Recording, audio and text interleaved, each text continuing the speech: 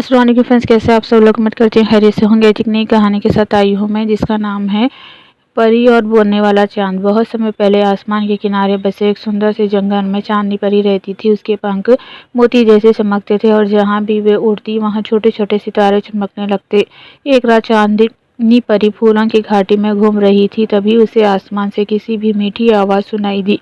चांदनी, क्या तुम मेरी मदद करोगी? परी ने ऊपर देखा, पूरा गोल चांद उससे बात कर रहा था। परी हैरान हो गई। उसने पूछा, अरे चांद मामा, आप बोल सकते हैं? चांद मुस्कुराया, हाँ, लेकिन मेरी आवाज़ सिर्फ सच्चे दिल वाली परियां ही सुन सकती हैं। चांद बोला, मेरी चमक धीरे धीरे कम हो रही है। किसी ने मेरी चांदी की किरणें जादुई बादलों के पीछे छुपा दी हैं। अगर वे वापस नहीं आई तो दुनिया अंधेरी हो जाएगी। चांदनी परी तुरंत तैयार हो गई। वे अपने चमकीले पंखों के साथ बादलों की दुनिया की ओर उड़ चली। वहाँ बड़े बड़े काले बादल पहरेदार बनकर खड़े थे। एक बादल गरजा, रुको, यहाँ कोई नहीं जा सकता।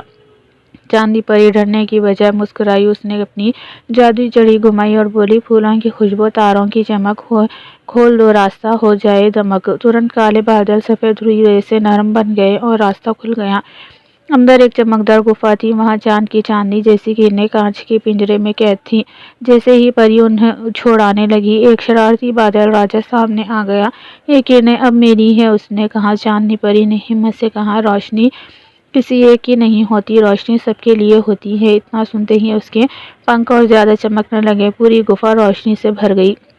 बादल राजा की आंखें चौंधियां गई और वे हंसते हुए बोला, ठीक है परी, तुम जीत गई। मैं बस देखना चाहता था कि कौन सच में चांद की मदद करेगा। उसने खुद सारे पिंजरे खोल दिए। चांद की किरणें उड़कर वापस आसमान में चली गई और फिर पूरा चांद पहले से भी ज्यादा चमकने लगा। उसकी रोशनी इतनी सुंदर थी कि नदी चांदी जैसी चमक उठी और फूल मोतियां जैसे खिल गए। चांद मुस्कुराकर बोला, धन्यवाद चांदनी परी, आज से जब भी रात होगी मेरी एक खास किरण तुम्हारे जंगल को रोशन करेगी। तब से हर रात उस जंगल में एक चमकीली चांदनी उतरती है और कहते हैं कि अगर ध्यान से सुनो तो चांद आज भी धीरे से बोलता है। शुभ रात्रि प्यारी परी। सच्ची हिम्मत और दयालुता से सबसे बड़ा जादू भी संभव हो जाता है।